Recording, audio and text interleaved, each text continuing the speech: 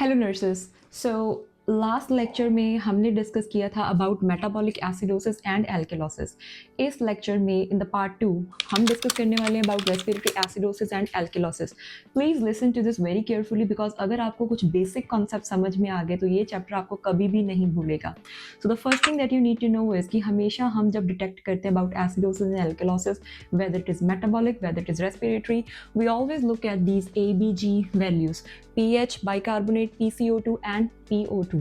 So pH stands for how much amount of hydrogen ions are present in the blood, which makes the blood either acidic or alkalic.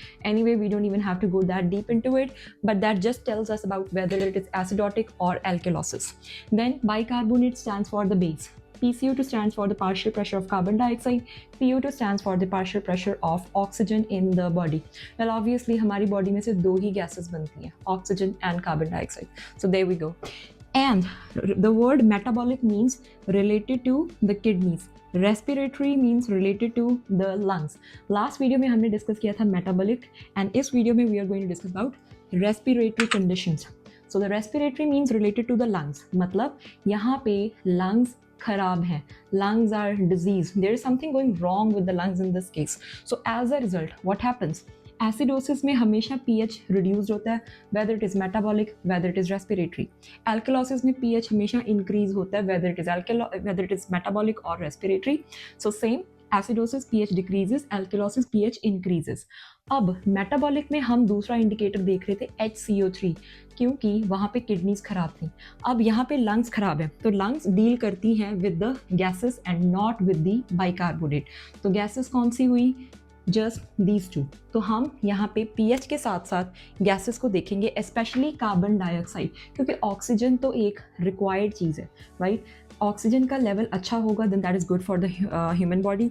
So let's look at the pH and PCO2 in this case. So in case of respiratory we look at pH and PCO2 levels. Now अगर lungs खराब हैं तो lungs खराब होंगे तो PCO2 level will increase. क्यों?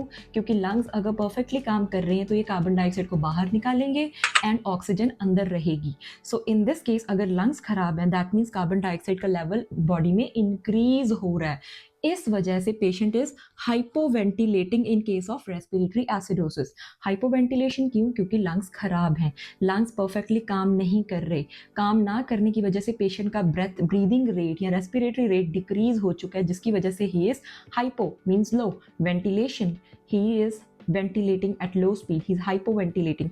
तो उस वजह से कार्बन डाइऑक्साइड अंदर रह रही है, जिसकी वजह से कार्बन डाइऑक्साइड का लेवल इंक्रीज हो रहा है. And this is why because of this problem or because of the lungs problem the patient is hypoventilating in case of respiratory acidosis. Let's take a look at respiratory alkalosis. Here PCO2 level is decreasing. Why? अब last video में मैंने आपको ये बात बताई थी कि carbon dioxide हमारी बॉडी में चाहिए to make acid inside the body. तो ये कंडीशन हुई एल्केलोसिस, मतलब एसिड कम बना है, बेस ज़्यादा बन रहा है as compare to the acid. तो अगर बेस ज़्यादा बन रहा है तो मतलब कार्बन डाइऑक्साइड बॉडी में नहीं है, क्योंकि अगर कार्बन डाइऑक्साइड होती तो एसिड बनता. Now since carbon dioxide is low, वो क्यों लो है? क्योंकि पेशेंट की लंग्स की कंडीशन ऐसी है कि पेशेंट हाइपर वेंटिलेट कर रहा है.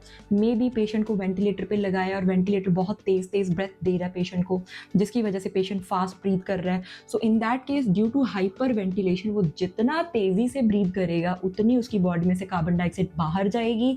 जितनी कार्बन डाइऑक्साइड बॉडी में कम बचेगी उतना ही एसिड कम बनेगा. अगर एसिड कम बना तो बेस ऑटोमेटिकली हाई हो जाएगा level, which will lead to decrease level of PCO2 and increase pH because of formation of base more in amount as compared to the acid. So this is the most easiest way how you can think of the basics in acid base balance. And the next part is going to be about the compensation of respiratory and metabolic.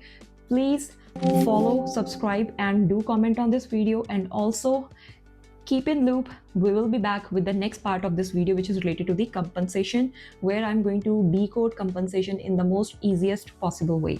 Thank you for watching.